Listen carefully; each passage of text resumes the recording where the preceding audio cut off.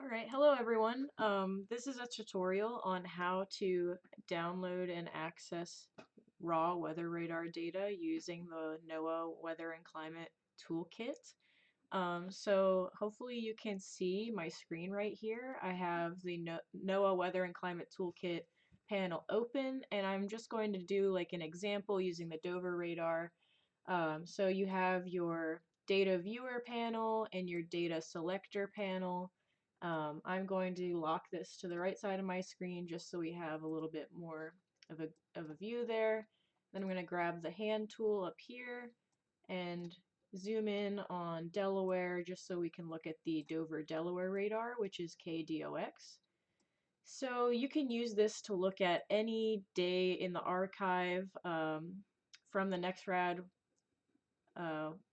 level Amazon bucket. So I'm just going to look. So I study purple martins, so I'm going to look at some data for purple martins. So I'm just going to go to August 9th, which is a little bit around the peak roosting season. And then I'm going to click list files, and it's going to list all of the sweeps with the date and timestamp that the radar took that day.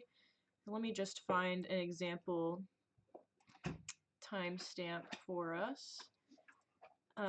So the timestamps are in UTC time. So if you're trying to look at radar at a specific time, you're going to need to think about what times you want to look at and then convert those to UTC.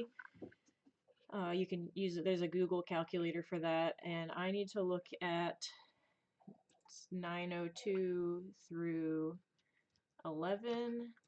So I'm going to just shift and select all of those together, and to view it in the data viewer you just click animate, and then you click start, and it takes a little bit to load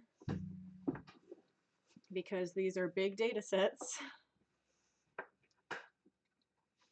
So while this is loading, I'm just going to talk about what I'm going to link in the description of this video. I'll link where you go to download the Weather and Climate Data Toolkit. And if you're just interested in looking at radar data for whatever reason, this is really all that you need. You don't actually have to download any of the data on your local machine if you just want to look for any one particular day in the morning. It can be kind of time intensive to do things on a larger scale, but if you're just curious about what's going on in your area, I recommend just sticking with this system and not downloading any of the data yourself. I probably should have grabbed fewer sweeps for this example, but I'll just cut to when this is done in the final video. So what we're seeing right here, is my mouse frozen? Okay, what we're seeing right here is regular bioscatter around Delaware, and then these brighter clouds up here are areas of precipitation.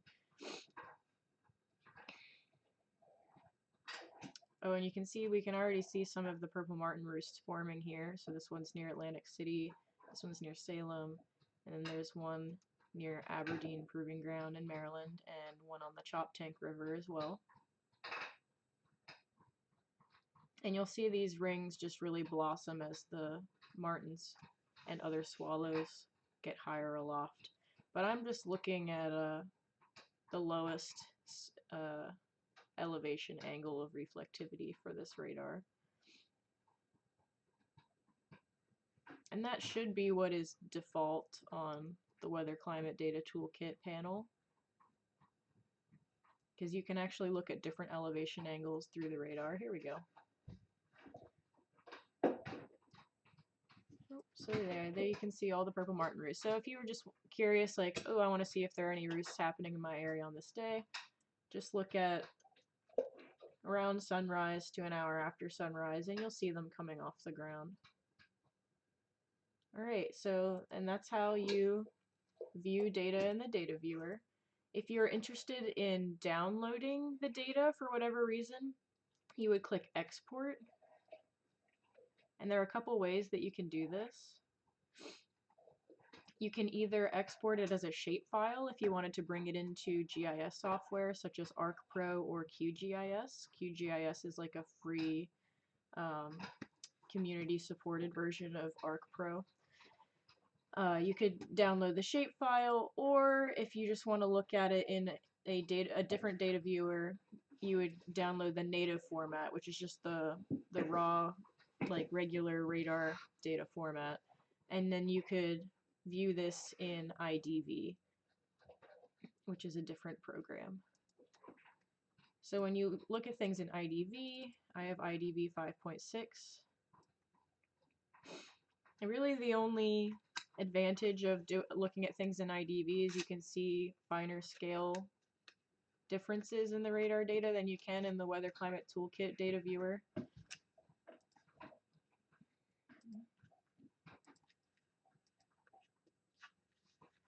So let me just show you what that looks like. I'll just pull up a few sweeps.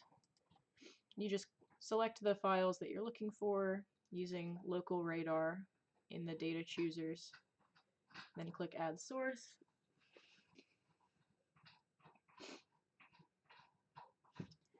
And then I would select reflectivity because we're looking at reflectivity, and the 0.5 angle, which is the lowest angle because that's the closest one to the ground.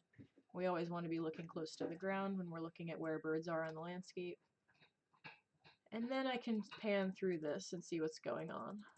So that just gives you a little bit more control over what you're viewing. But it's not really necessary if you are just curious about what's happening on a specific day.